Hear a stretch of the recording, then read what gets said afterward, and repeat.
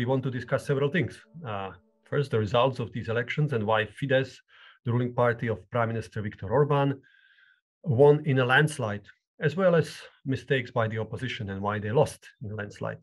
They lost about 900,000 votes, as Péter Krekó will explain later. Secondly, we want to discuss preliminary conclusions of the OSCE's election observation mission on the whole process, then consequences for Hungary's political direction at home, consequences for Hungarian foreign policy, including towards Russia, and policy implications for the European Union and for Germany. I know it's an ambitious agenda for about 75 minutes, but I have excellent panel of 3 distinguished speakers, each of them being knowing great deal and having expertise in some of these specific questions. So let me introduce them quickly. With us is Dr. Péter Krekó, Executive Director of Political Capital, leading independent think tank based in Budapest. Good morning, Peter. Good morning. Then Nicola Schmidt, Director of Programs at Democracy Reporting International in Berlin. She has many years of experience at the OSCE's Office for Democratic Institutions and Human Rights. Good morning, Nicola. Good morning. And Roland Freudenstein, Vice President and Head of GLOBSEC Brussels. Roland previously worked with the worked for Wilfried Martens Center for European Studies, which is a think tank of the center-right European People's Party. Good morning, Roland. We will also hear a video statement from member of Bundestag Robin Wagener, spokesperson for EU affairs of the Green Party, of the parliamentary group of the Greens in the Bundestag, and head of German delegation to OSCE Parliamentary Assembly, who was a member of the electoral observation mission to Hungary. And before I give the floor to our speakers, bear with me, quick summary of the election results. Technically, these are still preliminary, not final results, final results are expected to be published in a few days. So in the 199-member Hungarian parliament, the ruling Fidesz party of Prime Minister Orbán will have 135 seats, which is 2 seats above the constitutional majority. In addition to winning 53% of votes for party list, Fidesz also won 88 out of 106 single-member constituencies. The 6-party opposition, led by Péter Margizai, will have 56 seats in the parliament. In the party list, they won 35%, so much below expectation and polling, even a few days ago, and only 18 single-member constituencies. I want to remind you that before the elections, 25 was considered a safe number. A hardcore far-right party called Mi Hazánk, Our Homeland, which had some access to government-controlled media, also made it to the parliament, winning 7 seats and scoring over 6% in the party list. A few weeks ago, they were polling at about 2%. There was also a government-initiated referendum on the matters covered by the so-called child protection law, essentially a homophobic campaign on 4 questions to mobilize the ruling party's conservative constituency. This referendum did not reach the required 50% of valid votes, but you don't hear much about this result anymore, despite of huge sums of public money spent on it because it fulfilled its purpose for the government. Quote from the OSCE election observation mission, in the preliminary conclusions published yesterday afternoon, they said that the Hungarian parliamentary elections and referendum were well administered and professionally managed, but marred by the absence of a level playing field. And while competitive, the campaign was characterized by a pervasive overlap between the ruling coalition and the government and the state resources. End of quote. So one more quote to start us off from famous British historian Timothy Garton-Ash, who was in Hungary on the ground to watch the elections.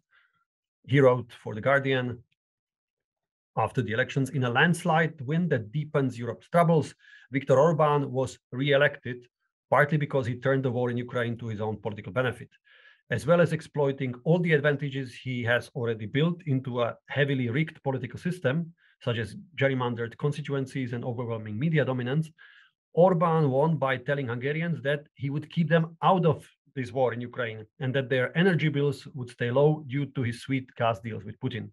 He also convinced them that the opposition alliance, promising to mend ties with the European Union and expressing solidarity with Ukraine, could lead Hungary into war, an accusation that the opposition denied. With this, without further ado, let me ask our distinguished panel, what is their take on this election and the results, starting with Péter Krekó. First of all, thank you very much for having me here. And thanks, Milan, for the introduction. My main takeaway at the beginning would be that I think the whole result can be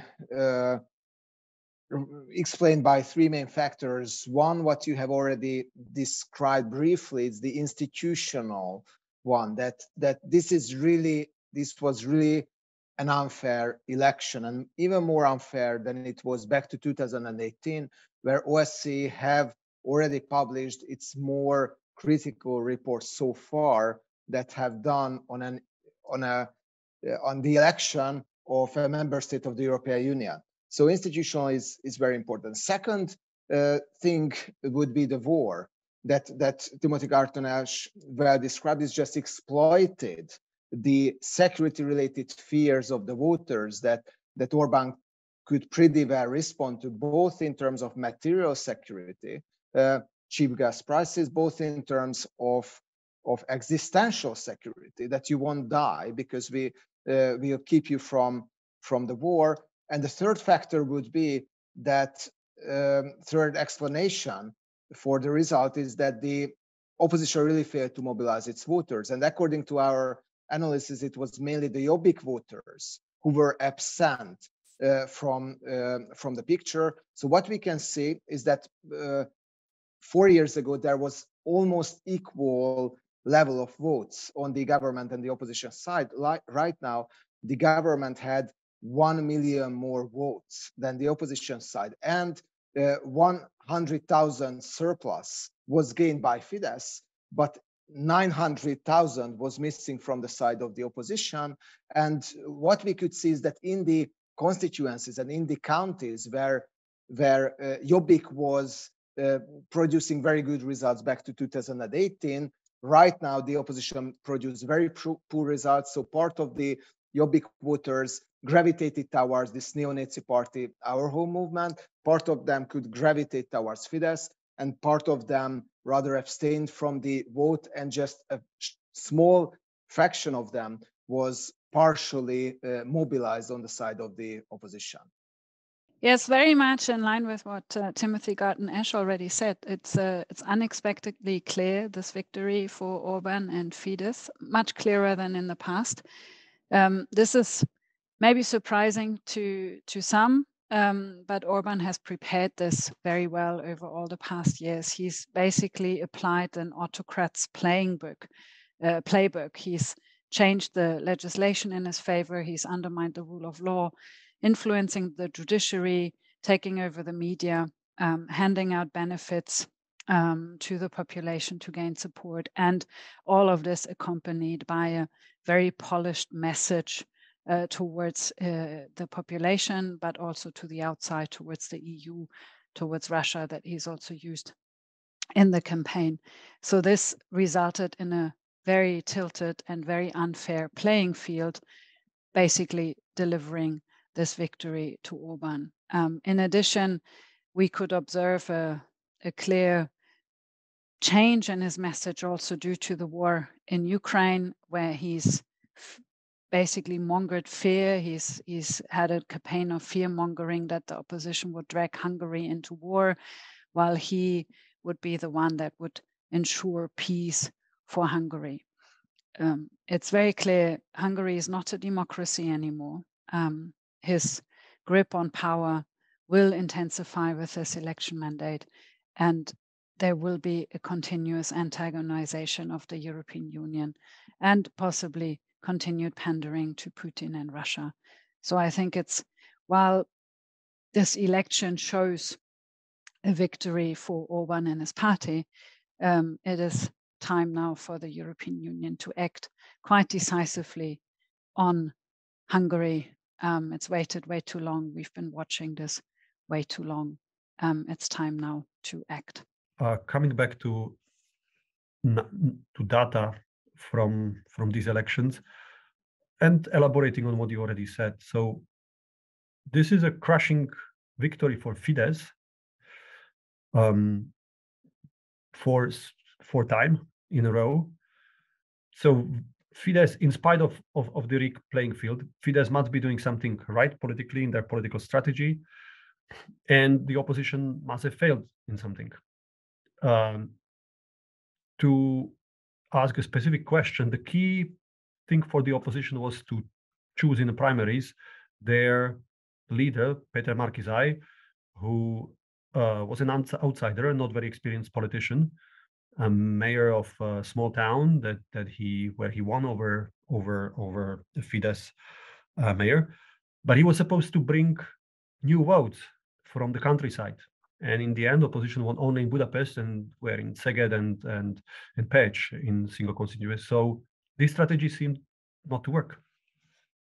Yes, the expectation was indeed that, given that he is mayor from a city from southeastern Hungary, then he will definitely find a better access to the voters on the countryside, and it clearly have not happened. So the opposition seems to be closed in practically Budapest small word, and even in this word there are two constituencies where Fidesz could make it, and most probably one or two other constituencies from the countryside were only won by the opposition out of 106. So if we take into consideration that from 106 constituencies, most probably because votes are still being counted out of Hungary votes, 88 went to the government and only 18 went to the opposition. So it's quite striking as an imbalance. But of course, if you have this huge asymmetry on the party list, then if you project this difference to anywhere in the country, you will see such kind of results. Yeah, it's the biggest victory of Fidesz so far, both in terms of the number of votes and both in terms of percentage.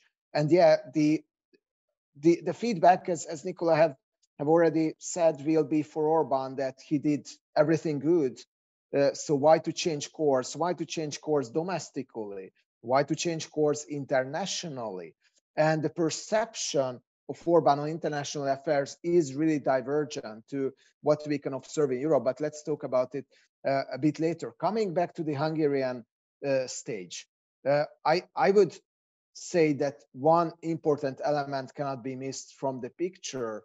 And yes, of course, Orban understood better the voters. Of course, if you have unlimited resources for polling and also for, for changing the public opinion, then it's easier to understand the voters. But no question that the opposition failed this time, and it can be led back to political strategy as well.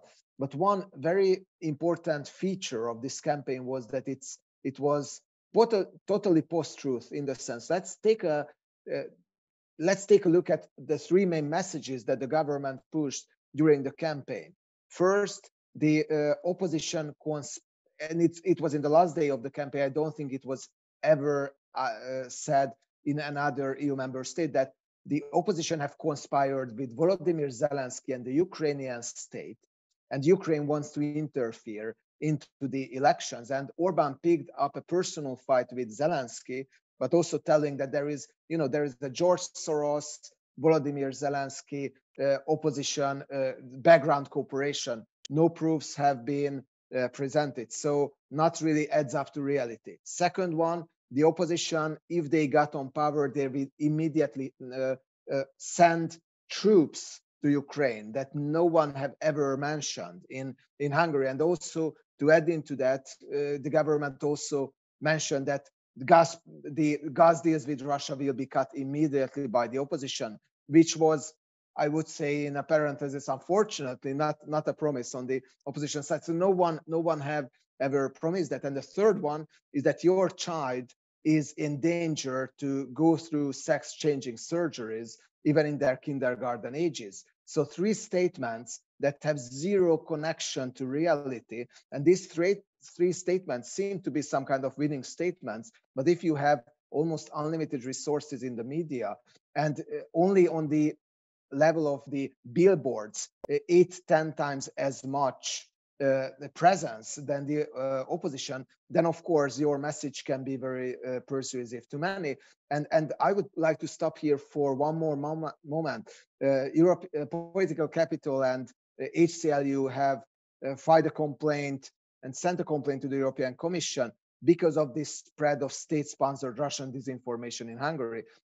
European Union can ban Russia today. It can ban Sputnik. The social media sites can do the same, but you cannot ban an EU member state from brainwashing its own electorate with Russian disinformation. If we take a look at the polls, this disinformation already has a horrific impact on the public opinion, with more Fidesz voters think that Russia is doing just a self-defense, a war of self-defense, and it's a justified war, than the ones who think that it's more Russia to blame for that. We'll go to you, Roland, as you didn't have a chance to finish your opening statement. Do you think that under different opposition leading figure, like Budapest Mayor Karácsony, there would have been a better chance for better result, or this was screw up the playing field and all the campaign from the beginning? No, it wasn't screwed up from the beginning. Sorry, it's my connection is unstable again. So I will switch off my picture. Okay, so you can still hear me. I hope so. Can you? Yes, okay. Right. So I don't think it was screwed up from the beginning. I think the basic idea that in Hungary's electoral environment, the opposition needs to get together and to form a common list and to agree in every constituency on one candidate they put forward was a good one. And my prediction is that in future, it will be very, very similar to this. Now, the choice of the top candidate, after the fact, you're always smarter, right? I think at the time Márki-Zay Péter was nominated, it actually looked pretty brilliant. It actually had Fidesz panicking for a couple of weeks. The opinion polls actually corroborated this choice. Why the polls already went downhill and the election result was even worse than that will have to be examined in the next couple of weeks. Would the opposition have fared better with Karácsony? I personally doubt it very much. Karácsony was covered a very a particular part of the political spectrum, which probably, arguably, would have been as far away from gaining a majority as the result of Márki-Zay in the end did too. So maybe it was mission impossible. That's my take on it. Let's move to you, Nicola, with focus on election observation, international observation of this election. The OSCE sent the largest ever, full election observation mission to an EU member state.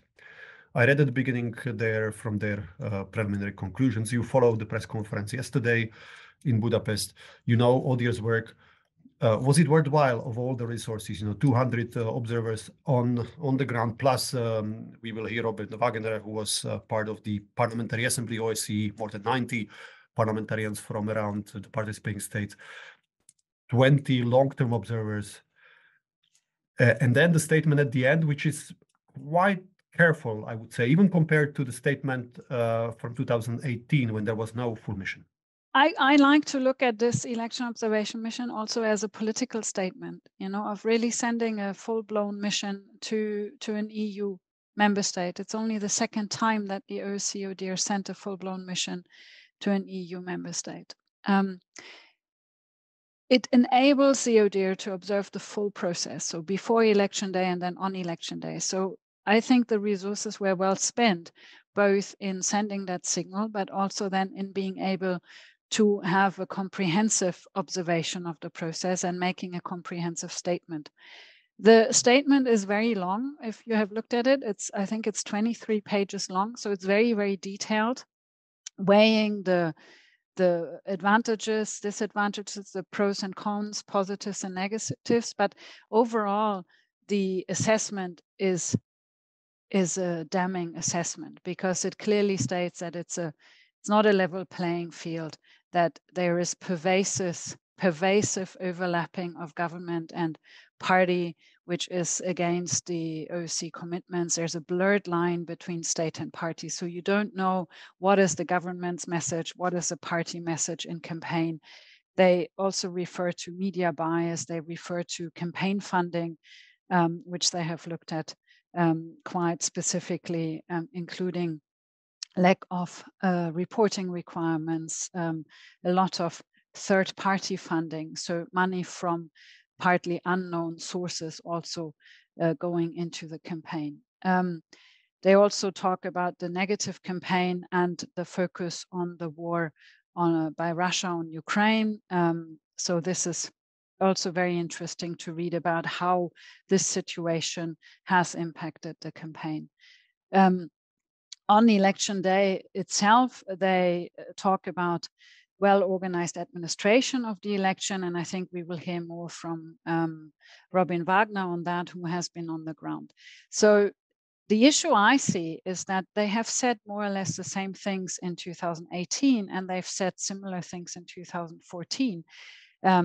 And they have made recommendations to Hungary to change this, to make the elections more democratic again, and to be more in line with the commitments that they have undertaken and with international standards.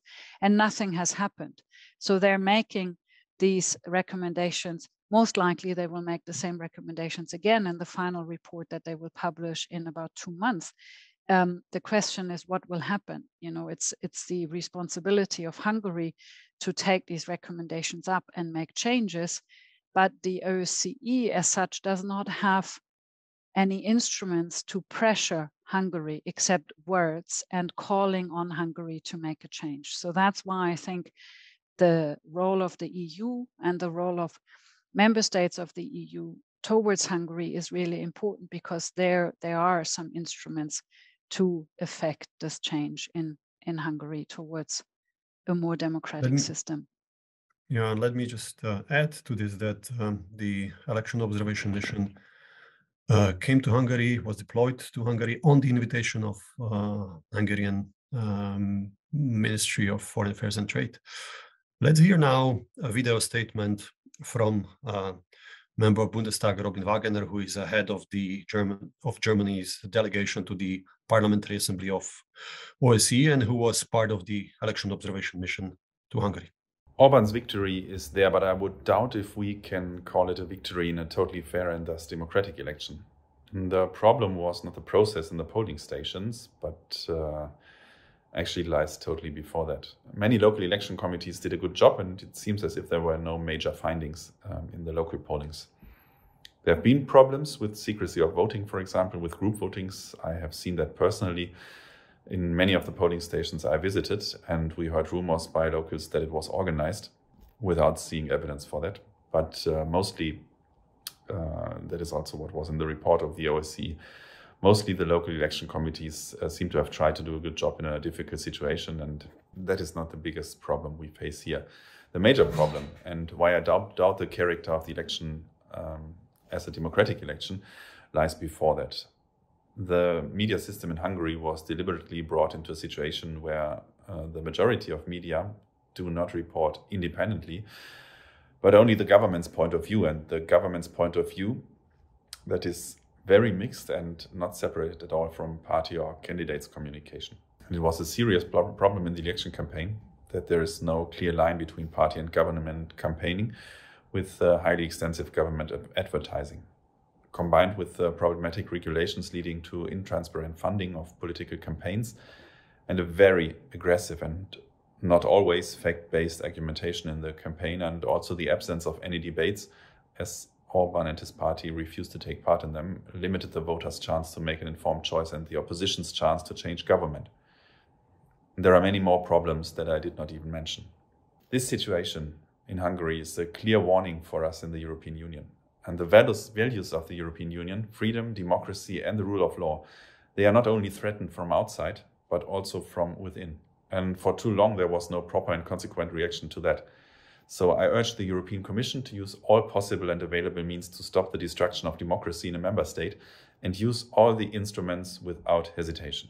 Robin Wagener last night after returning from Budapest.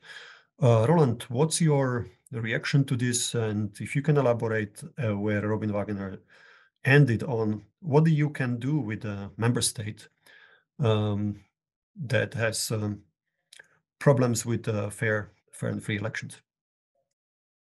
Okay, I will continue with the picture, and as soon as my connection gets unstable, I will switch off the picture. So what can the Commission do to force a member state to change its behavior? Nothing. And that is seriously is something we need to always keep in mind. There is no way for the Commission to force a member state government to change its behavior. There are negative and positive incentives. There are fines, there are money that can be withheld, there can be voting rights that can be withheld under the Article 7 procedure, but there is nothing to force a government to change course. And I mean, this is a basic fact of the European integration process. So nevertheless, of course, the question is, what can the European institutions do? And have they done enough in the past? And of course, we've got the bitter accusation of many that the European Commissions, from Barroso to Juncker to von der Leyen now at the moment, have not pushed back hard enough against the undermining of the rule of law in Hungary and Poland. By the way, mentioning Poland, of course, that's a big factor, whether there's just one country of the 27 or several. We all know that for the Article 7 procedure, it is enough that two countries cover each other, have each other's back, as it goes in American English, and then the whole procedure is defunct, which is exactly why, actually, or one of the factors why the rule of law conditionality was promoted so strongly by the European institutions in the last couple of years. So to make a long story short, I think it is way too early to predict how exactly the EU institutions, and that's more than the Commission. We all know that, of course, the Council plays probably the decisive role here in this respect, i.e. the governments of the member states. It's way too early to say how exactly they are going to react to this election result. What we can safely predict, as others have before me here today, is that Orban is not going to become more moderate in his approach to the rule of law domestically, or EU policies, such as, for example, Russia policy on the EU decision-making level. I think here we would rather see a radicalization because he feels that he's just been hugely corroborated through this election result. So deriving from this now, or extrapolating from this, I could also say we can probably safely predict that the EU institutions are not going to back down suddenly, that there will be continued pushback. Now, what form this is going to take will have to be decided in the weeks and months to come. And let's discuss this. If I may suggest, in the Q&A, I'm looking at the time, I will open up the floor after asking the last question, or opening the last section, which is the foreign policy and the EU implications for the EU. But Turning to you, Péter Krekó, if I try to summarize what Roland said at the end, is that these elections leave Fidesz and Viktor Orbán stronger at home, but more isolated in Europe. Would you agree with that? What do you think about the Polish, so more isolated in Europe on Ukraine and on the rule of law on two accounts? Do you expect a moderating Orban after this, or looking at his speech, victory speech, Orban that still is not only more isolated at the European Council, but still has international sort of plans and ideas to lead something? Yeah, very, very important question. I think that in line with Roland, that Orban is good at tactical corrections. For example, he was against sanctions, but then when the war started, he started to support sanctions. But I think he's not so good in strategic corrections. And why would he need why would he feel the need for strategic corrections after this huge victory? And I'm pretty much agree that he's increasingly isolated in Europe. The V4 meeting last week have finally become a V1. It was just it was cancelled practically because the defense ministers of first Czech Republic and then Poland rejected to go to Budapest to send a message to Orban that his outlierism in the Ukraine and Russia issue is not necessarily a good thing. And then the whole meeting was cancelled. Even we hear critical voices from Slovenia, which is not I mean, Poland and Slovenia are the two countries that are mostly ideologically similar to Orban's regime. So I think these are very important signals. And Orban, even in his speech, victory speech, when the whole world was talking about the Bucha massacre, he was giving one more kick to Volodymyr Zelensky. He did not raise a word to Russia when it came to the listing the challenges that he had to fight with. He listed Brussels, of course, George Soros, the international media, and Volodymyr Zelensky as he also picked up a fight with Orban, but he did not say a word about Russia. Also, Orban quite recently announced that the important relationship with China will remain, and also it will probably become more important than before. So Orban, important thing to know is that Orban deeply believes in the decline of the West. So he will keep betting on authoritarian superpowers in the East. And okay, you can't build further your relationship with Russia in a sanctions regime, I think, but his expectation is that life will return to normal quite soon, that Russia will somehow claim a victory, maybe just in eastern Ukraine. And Orban's hopes, and he has softly articulated that so far, is that then what will happen is something like what happened after Crimea, that there will be some sanctions in place, but world will return to normal. And also one more expectation is that as the Germans are afraid to cut energy deals with Russia as well, so this pragmatism will dominate the European Union after the sanctions bites and after the economic recession bites. So his bet is that his outlierism will be mainstream after a while. And his bet also, and at that point, I think he is totally wrong, that he will be able to build up this huge European conservative right using his momentum on the elections. I think after this huge disagreement over Russia-related issues between the Poles and many other far-right players in the European Union, it will be more and more difficult. So in order to repair all the damage, and he desperately needs the EU funds, both the loan and also the recovery funds that have been not given to Hungary and Poland. Johannes Hahn has just announced that the rule of law conditionality mechanism can be started against Hungary as well. There can be a decoupling between Poland and Hungary. So Orban should really correct his foreign policy course, walking Canossa in Berlin, in Warsaw, in Brussels, in maybe in Kiev as well. Will he do that? I'm highly skeptical. Nicola, we close with this part with you and then go for Q&A. So what does it all mean for Germany and for the EU?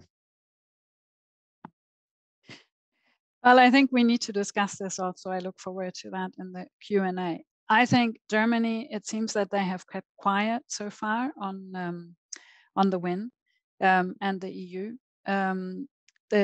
It's difficult not to congratulate Orban on the win because it's a clear victory for him. But I think any congratulation, any acceptance of this victory has to come with very clear statements on how this has come about and how this has happened in an undemocratic environment. And I believe, as I said also at the beginning, I believe it's time now for the EU to act.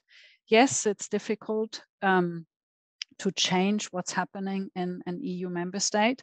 They're sovereign states, but I do think that the EU has some mechanisms at hand, and one of them is money. Stop the flow of money from the EU into Hungary, and also to look at the current situation with the war by Russia on Ukraine as something that may increase the support for such a decision by the EU, also by Poland.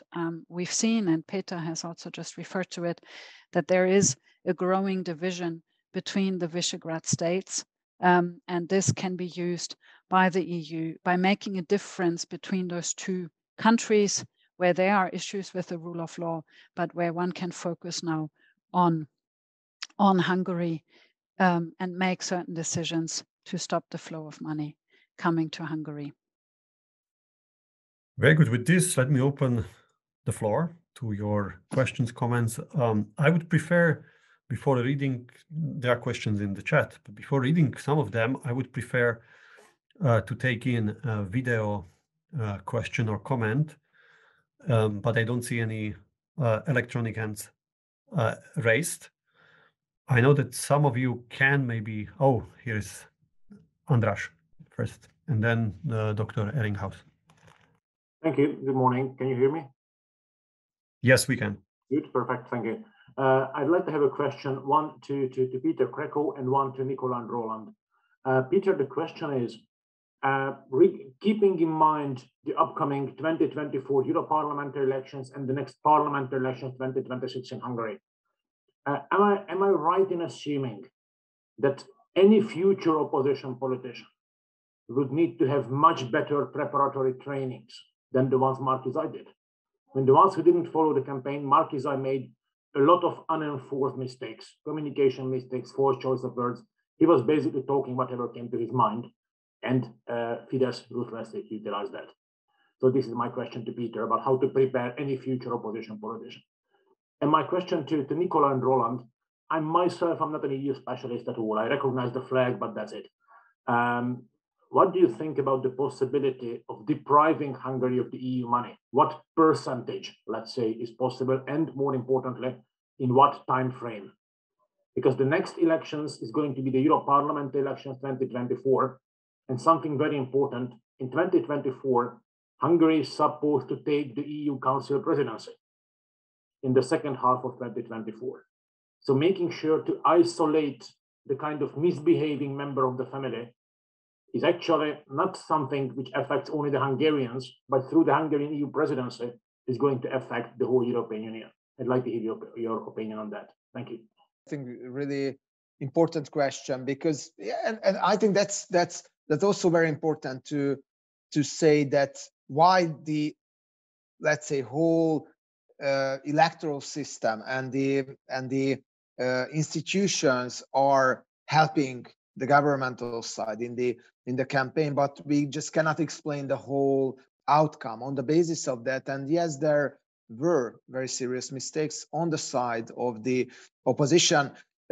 According to Fidesz pundits, the victory was dominantly because of that. Why there was a 100% message coherence on the governmental side, after the beginning of the war, we want peace, we want cheap gas, and we don't want to send our soldiers and weapons to Ukraine.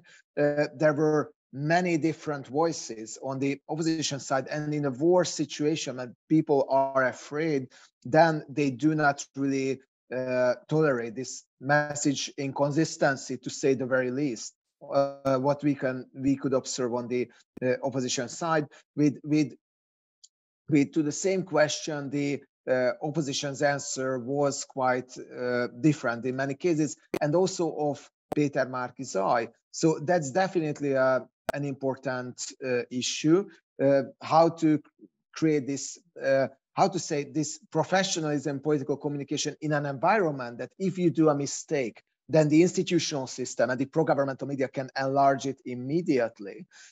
So it's a challenge, and I think that's definitely needs more investment in the future. I think what needs more investment as well is the grassroots organization of the opposition parties. I mean, the opposition really failed big time to target the voters on the countryside in general. I mean, beyond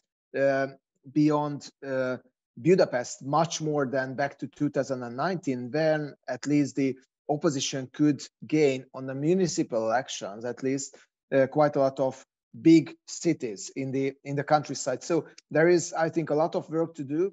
I do think, though, that this result will be highly dispiriting for many on the opposition side, and I think it will take for a while until there will be new players arriving to the political arena that would definitely be needed, because right now the message is that if you do whatever, it doesn't really matter. So I think first the opposition somehow has to overcome that, and then if it's done, then there can be the technical issues like the one you mentioned. And one last remark about that: all the opposition parties would like to put all the blame on Péter Márki-Zay and make him a sacrificial lamb. But of course, it was not just only his mistake. There were opposition parties that were really reluctant to put their resources into the campaign. And the problem is that it was really a six-party coalition. It was never a cooperation. It was never a marriage of love. It was always a marriage of convenience, and it did not work as well as many expected. So institutionally, let's say, coming together and run on a joint party list, it's insufficient. There is a need for much more substantial and efficient cooperation.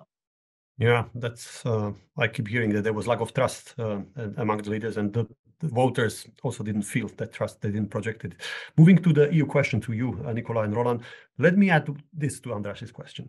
There is now a hole in the budget for the next government because Orban's government going into the elections, they promised tax breaks, pre-election price caps or subsidies on food and some basic food stuff until the summer. They will really need. Also, the inflation is high. So, and Viktor Orbán sent already a letter to the European Commission asking to release the recovery fund on refugees from Ukraine, while making sure that what the European institutions are, responding to is not a political choice by Hungarian voter. That's part of democracy, but the lack of playing field, the rigid political system, the and the breach of fundamental values of the EU that any member state is supposed to keep because they are stated in the Article 2 of the treaty. I think this is the quagmire that the EU finds itself in right now, because they haven't acted before, because all of these issues have been in place for several years in Hungary, and they have already affected the 2018 election as well, and also the time before that. Now, of course, if they act now, which I can repeat it again, I think they should. But if they do it now, of course, Orban can use this again in his narrative that now he's being punished for his political view, even though he's been elected by the clear majority of the population. So Hungary is being punished for a political choice. I think that's why it's really, really important that the EU refers to issues that have been present for several years, for some time, that there's been processes before. The institution of the rule of law mechanism by the EU already took place several years ago. 2017, I think they initially instituted that mechanism against the Hungary and Poland. So it's not a new process. It has happened before. It didn't go very far. Maybe now there is the opportunity for it to go further. Maybe now also the EU can make use of the rules that they have adopted in 2020 as part of the COVID recovery funds, where they also said that any dispersal of budget from the EU is also linked to upholding of the values of the EU, so upholding of the rule of law. And that needs a decision by the Commission and the Council. And I think this situation that we see right now should make such a decision possible. And it would put Orban into a very difficult situation, specifically because of what you have just outlined, that there's been a lot of promises that involve money, that involve flow of funds to the population. And this is all dependent on EU funds being dispersed to the country. Roland, the same question to you, and if I may tie it with one question in the chat from Robert Anderson, what strategy should the Commission now take on the release of the recovery fund and the conditionality mechanism? Everything Nicola said is completely correct, and I would emphasize here this point of the axis between the Commission and the Council, and that's the decisive combination of EU institutions that we need. The Commission alone can't do anything. And if it runs against the spirit of the Council, it can only get a bloody nose. And I wish the Parliament saw this more clearly in its criticism of the Commission and von der Leyen. Seriously, I mean, there's a lot of points where one can agree with Ursula von der Leyen, but she is not the source of the problem here. The source of the problem of soft pushback against Orban is among the other member states. Just one more word about the Polish-Hungarian bromance and its alleged end. Look, I mean, I look at Poland very closely because I've lived there for some time. It's complicated. The bromance is not entirely over. You could see the middle of last week when after the cancelled defense ministers meeting in Visegrad, I myself tweeted that the bromance is over, and then came some very, very important corrections from completely different levels of power within the peace government in Poland, where they said, look, the basic agreement between peace and Fidesz to agree to disagree on Russia was made in January 2016 in this famous 6-hour meeting in Nijica, when Kaczynski and Orban agreed to leave aside their differences over Russia and to emphasize what they have in common on, social conservatism and the power of the member states and so on.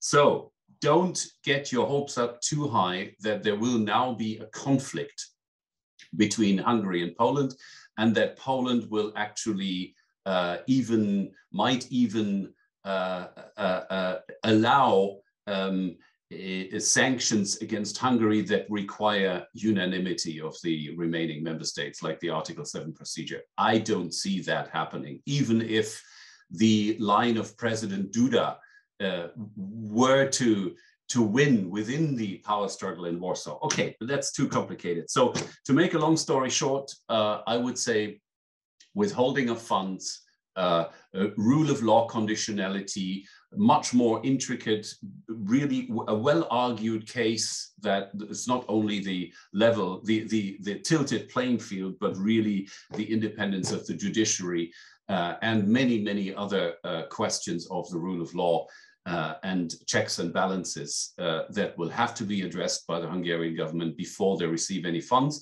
And indeed, the moment is a dramatic one for Orban, because he has gone into such tremendous debt in order to win the election. So that finance is the Achilles heel of this government. And indeed, I think the Commission and the majority of the member states should continue in this vein. Very good. Looking at time, let me take all the questions that are now either via video or in chat. Thank you for being patient. Judith Langowski, we go with you first. Please introduce yourself. Oh, yes, I'm Judith Langowski from Tagesspiegel and here in Berlin. And I just see actually that my question is also being asked in the chat. So I'm very happy. It's about the question of the role of Germany in kind of appeasing Orban for the last 12 years or having close economic ties, obviously, with the country. But also I talked to the politicians of the Ampel coalition once when they signed their coalition treaty, and they were very, some of them were very optimistic that after the elections in Hungary, they will have so much better cooperation and will be able to promote rule of law in Hungary, which now obviously is not the case. So how do you think the Ampel coalition will, how will the political cooperation with Hungary develop now after now that we know that Orban is 4 more years in power? Thank you. Thank you. Next is Mr. Hanner, Dr. Hanner Eringhaus, if he can switch on the mic. Thank you. Please allow me a question which is a bit, going back to the past. As a young boy, I followed day and night the hot news about the Hungarian revolution against the Russians.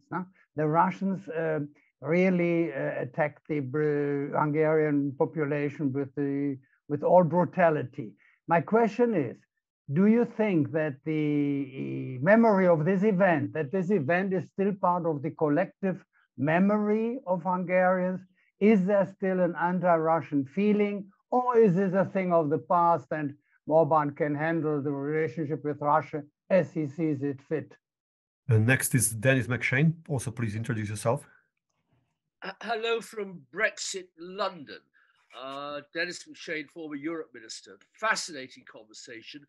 My heart sunk when my very dear good friend over 40 years, Timothy Garton-Ash, I'm sure much better known than any other Brit to the listeners, to the participants in this excellent webinar, was there on Chatham House with Peter Martysai telling the world the Hungarians were going to reject Orban. And frankly, I just thought as an elected politician over many, many decades, this is crazy. You have to understand the politics of Hungary, not dictate to them from the golden halls of Oxford or Chatham House. And that is what we've continually failed to do, to analyze and understand why Orban is so successful. We don't like him, therefore, because we don't like him, therefore he must go. I've just been listening to Anne Hidalgo, of the socialist candidate on French radio. 10 years ago, the socialists won in France, won the Elysee, the government, everything. Now she is on 2%. And we're very pleased on the center-left that Olaf Scholz won, but he won with 25%. Basically, there's this huge European crisis of classic political left that needs to be addressed, but specifically on Orban. I'd just like to raise the possibility, just float into the sort of stratosphere. Do we really need Hungary in the European Union? I mean, you're surviving perfectly well without us. We're not surviving as well as we were promised. It's not a wonderful paradise outside the EU, but you know, life goes on, as they say. Maybe the EU needs to be a little smaller but better. And waiting for the Greek cannons to arrive and Orban accepts EU rule of law, well, you know, you remember when the Greek cannons arrived? Never. So interplay, but maybe not for distinguished colleagues here who have to sort of do the European line, somebody else to say, all right, Orban, all right, Hungary, fair enough, but you don't want to be in the club? There's the door, off you go. Very good. So let me just note that there is no mechanism to exclude EU member state in the treaties. You can only go for your own decision and referendum, and I don't see Huxit referendum in Hungary anytime soon because Orban needs the money, but that's up to speakers to elaborate. Two more questions from the chat and then we go for answers. From Johannes Arnfeld, who are the hidden champions of the opposition parties with high potential? Whom to watch for in the future? And then a question from Gwen Jones to Péter Krekó. How do you think our homeland party will behave in the parliament? Will there be more room for territorial revisionist demands, even if only at the level of rhetorics? Plenty of questions. Let's start with you, Nicola, now. Perhaps you can take the German question on ample coalition and ignoring it, ignoring the problem with rule of law breaches from Hungary and elsewhere during Merkel era. It's always difficult to predict what they will do, but I can say what I think they should do, and I think they find themselves in a difficult situation now because of the last years where they've been in good relations or in relations with Hungary. I also think it's important to keep Hungary in the EU, not to ostracize it too much, especially in the current political situation that the EU and Germany are facing. They should, however, react very clearly about this election. And as I mentioned before, state very clearly that this election has not been won fair. It's not been a fair game, and it's not been for several years, and that this is not what a democracy is about. A democracy is much more than having a free election and having an expression of people's choice. There's much more that belongs to it, which goes to the judiciary, which goes to media, as important factors in a democracy. It is about freedom also of expression and freedom to be heard also in front of the courts and receive a fair trial, to have this element of balance and checking in the country towards the government. And this is not existing in Hungary anymore. So I would urge the Ampel coalition to speak up about this and to also speak up about it in the European Union, and to also look towards Poland. I understand, Roland, about the bromance. I think we are too hopeful if we say that the bromance is over, but I think there are a few cracks that could be used currently to take a stronger stance by Germany and by the EU member states towards Hungary. Thank you. Peter, can you address maybe these questions about the legacy of 56, then the champions among the opposition? Yes. So the legacy of 1956, yeah, this is a very important question. I have a good friend, Charles Gatti. I showed him a few years ago some polls from Hungary.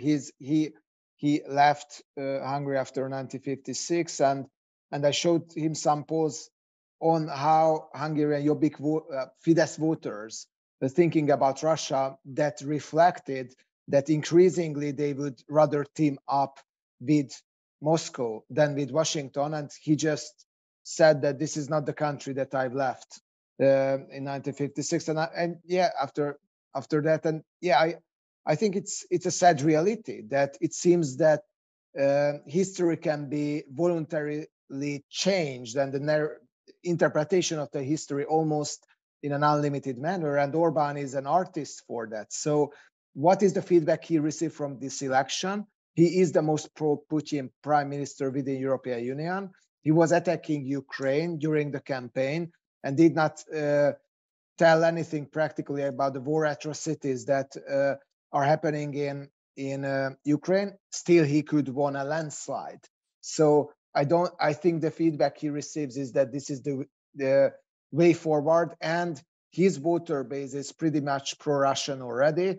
And I think with the war in a strange manner, and partially because of the state-sponsored disinformation I mentioned, this pro-Russian shift rather accelerated.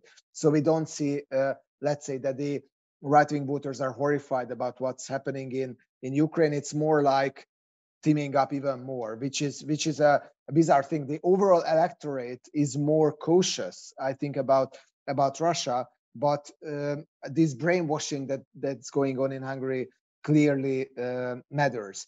On the question on our homeland movement, yes, I think they will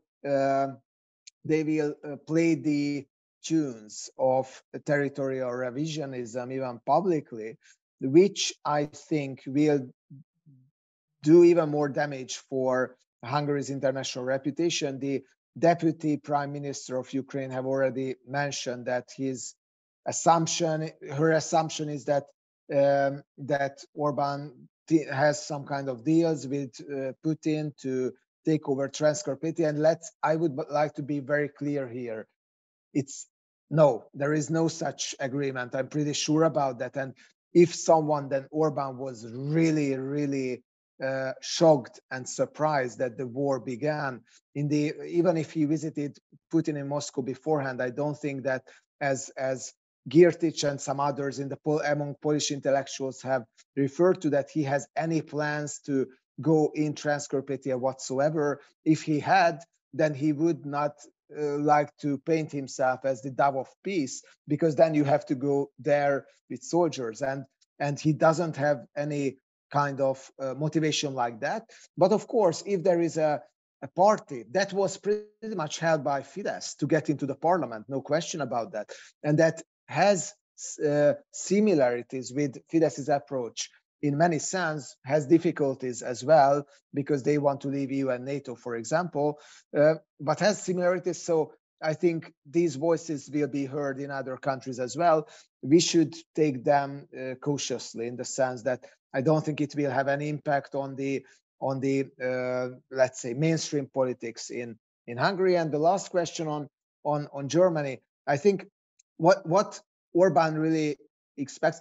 Orban repeated Scholz's sentences many times when he told that it would be good for no one if we destroyed ourselves with cutting energy ties with Ukraine. So Orban watches still very carefully the German debates, and I think he will try not to abandon too much the German line of argumentation, even if he will be outlier in many sense. Orban's expectation is that unity of the EU will be more important than rule of law issues, and for that reason he can get along well with his outlierism, even in this new environment, and even he will receive the EU funds. And I think it is very important to send messages from Germany that it will be not the case.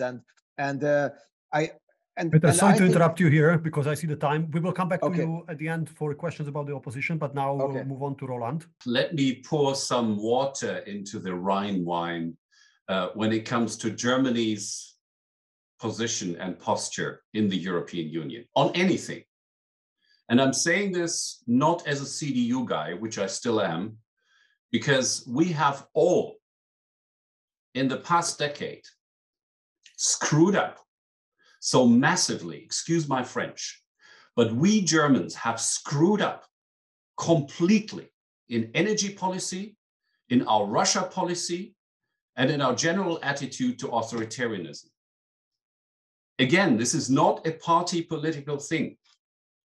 What I'm meaning here is we are in no position in the next couple of years to take a leading role on anything decisive in the European Union unless we draw the lessons from our massive, massive failure in very decisive questions of foreign policy, of security policy, of democracy. So, you know, this again, there is no Schadenfreude, what a beautiful English word, on my side here, vis-a-vis the traffic light coalition. I wish I had a concrete recipe, but I just don't see ourselves in a position to to lead on the issue of rule of law in Hungary without leading on the other even more pressing foreign policy and security and energy issues. And we have paralyzed ourselves. You know, I mean, we really need a radical rethink in all these areas. And then as Germany, we can take a leading role on this other thing. Because, hey, again, back to Poland and Hungary, the one thing that PiS and Fidesz can totally agree on is pointing at Germany's policy on Russian oil and gas, and saying that that makes the differences between Warsaw and Budapest very, very secondary when it comes to Russia policy. So, I mean, that tells you everything. Sorry about such a depressing outlook. And we will definitely not end on this tone. We have a few minutes left. I have one question that was not answered, which was if there are any, promising groups, streams, people in the Hungarian opposition that you noted in these elections. Are there any winners within the losers? Péter? The only real winner on the opposition side is our homeland movement. So the neo-Nazi party. Honestly, there are still a lot of talented politicians on the opposition side. Let's say Anna Donát, for example, leader of Momentum, I think could have been probably a better challenger to Orban than Péter Márki-Zay. The thing is that everyone who is around burned themselves with the current electoral result. So it will take a time for them to get over that. And the Democratic Coalition and Jobbik would like to dominate the opposition field without taking the conclusions from the election that there were some mistakes done on their sides as well. So and any new outside emerging players, not at this moment. I think if we will talk in 2 years' time, then we will see some more movement in that respect. Quick follow-up. Yesterday, I had a chance to brief the FDP fractions in the Bundestag European Affairs Committee. They were asking about Momentum, their partner in Hungary, which Momentum did quite well in Budapest. They are a young party. They are in the parliament. Few seconds on them. I think Momentum still has the chance to get, to follow their own lines in policy. So the problem is that this opposition cooperation, I think, rather debilized the opposition players, and I think there is a need for running separately and building own separate political platforms again, so that they can regain some attractivity among voters. So I think with this new leadership, Momentum has the chance, but they lost a bit of momentum, obviously, as a result of this campaign. That they did relatively well. Their candidates in Budapest, but all the candidates in Budapest did relatively well. So they are not seen right now, anyhow, in the Hungarian party arena as some kind of winners of this election, and they are not. Very well. In last minute that we have, let me ask about Hungary and Russia, because that's now a very important question on the war. Viktor Orbán and his government, of course, they played a refined role. They condemned Russian invasion. They have not vetoed EU sanctions against Moscow. Even they said that they did not agree with them. But they're also a NATO member. They will host the battle group as a frontline country. They are, especially civil society, helping refugees. So what do you expect them on Russia, how to keep the EU-NATO unity with Hungary on board? Roland, a few seconds, please. Yes, all right. Just very briefly. I don't think Orban is right in calculating that this will be over soon. So that's the basic miscalculation here. Sorry, Roland, your signal is again broken. So it's a miscalculation by Orban to think this will be over soon. I think that the pressure on him by other Central Europeans will grow to take sides. He may try to withstand in reaching out to the Western Balkans and stuff like this, but it's going to be increasingly difficult for him.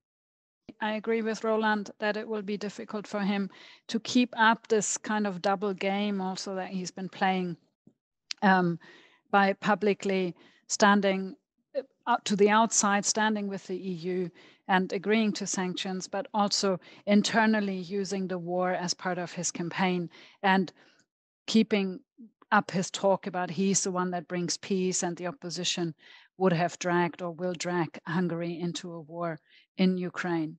And Peter, I think this... very briefly, sorry to cut you, we are over time.